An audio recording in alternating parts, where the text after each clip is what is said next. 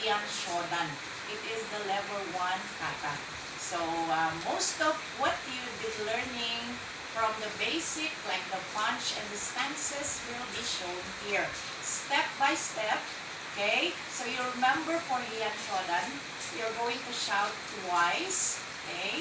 And then when you're going to execute or change direction, always look or clip or look to the side where you are going.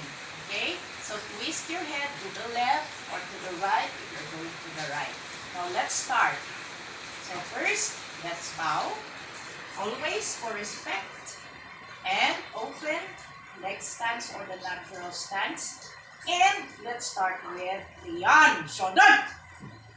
And we will do the downward block to the side. And lunge punch, 2. And then again, downward block on the other side. And this one, you haven't seen it yet. Additional scoop. Okay? And then hammer. And then punch. And to the left, 1. So normally you observe, this is downward block again. Normally you observe that the stances should be very, very wide. But this time I will adjust because of the small space. So 1, rising block. 2, another 1. And then the third one should be the shout. Ha! And 1, turn. 2, 3, 4, 5.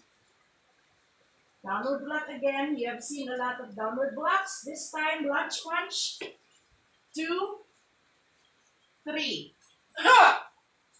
This is the second shout.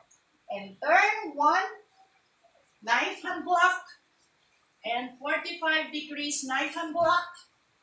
And then knife hand block. And last knife hand block. And up. And back. Time to shine, but we've got a whole life to Execution of the kata. Once again, the space is not wide enough, so I have to adjust. Okay? So let's start.